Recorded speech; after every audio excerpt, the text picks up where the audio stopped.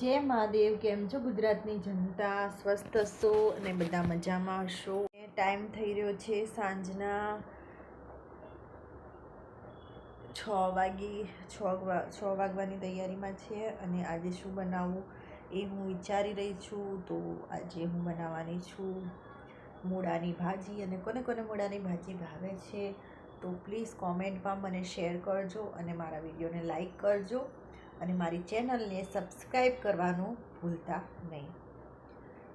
તો ફ્રેન્ડ્સ, સબ્જી માર્કેટ ગઈ હતી તો આ નાના નાના મૂળા છે જે આપણે સલાડ તરીકે વાપરી શકીએ છીએ. એટલે કેટલો નાનો ક્યુબ છે. અને હવે આ લસણ જે છે એ ફૂલાઈ ગયું છે અને હું એક ડીશમાં એને કાઢી લઈશ. લસણ મેં ફોલી દીધું છે. મૂળાની ભાજીને આપણે 2 વાર પાણીથી ધોઈશું.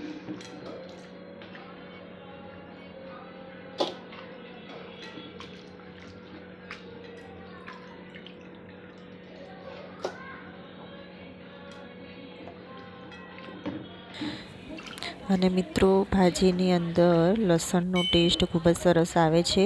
એટલે થોડું વધારે માત્રામાં લસણ લઈને તેને ખાંડણીમાં ક્રશ કરીને નાખવાથી તેનો ટેસ્ટ ખૂબ જ સરસ આવે છે. સો ફ્રેન્ડ્સ, તમે જોઈ શકો છો લસણ હવે ક્રશ થઈ ગયું છે. એટલે એક પ્લેટમાં હું એને કાઢી લઈ છું. અને સબ્જીની ભાજી તો સમારી લીધી હતી અને ઉપરથી એક મૂળો એડ કરી રહી છું કટિંગ કરી. ત્યારબાદ ફ્રેન્ડ્સ મેં કઢાઈ લીધી છે. એની અંદર 3 ચમચી તેલ નાખ્યું છે અને તેલ થોડું વધારે 1 ચમચી વધારે લીધું છે કારણ કે ભાજીની અંદર તેલ વધારે હોય ને તો એનો ટેસ્ટ સારો આવે છે અને ખાવામાં પણ ટેસ્ટી લાગે છે. ત્યારબાદ તેમાં નાખીશું જીરું. જીરું થઈ જાય એટલે એની અંદર નાખીશું લસણ અને એક સમારેલી નાની ડુંગળી છે નાખી દઈ છું.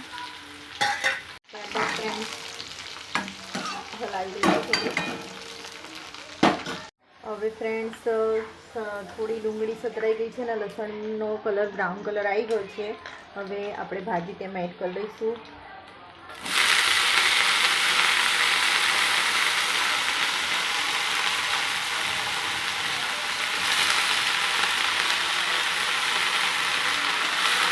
બાદ ભાજીને મિક્સ કરી લઈશું. મીઠું એડ કરી દઈએ.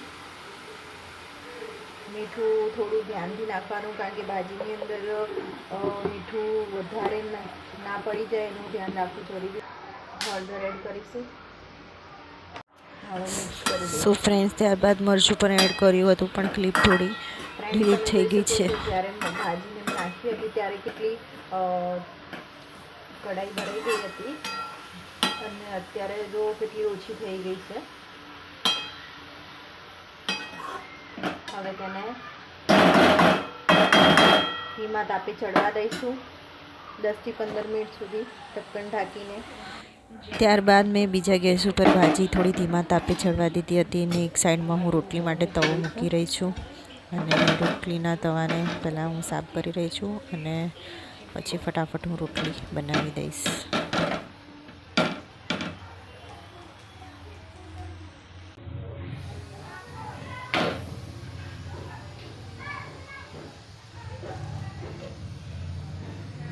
ફ્રેન્ડ્સ, તમે જોઈ શકો છો કે શાક થોડી ચડવા આવી છે, ચડી ગઈ છે, લગભગ ચડી ગઈ છે. થોડી ગેસ ઉપર ચડવા દઈશું.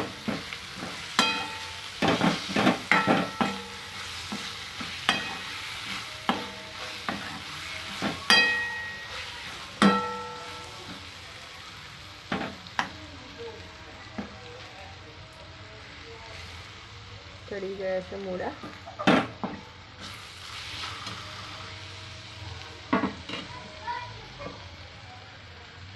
સો ફ્રેન્ડ્સ, તમે જોઈ શકો છો શાક ચડી ગયું હતું અને ખૂબ જ ટેસ્ટી મૂળાની ભાજી બની હતી.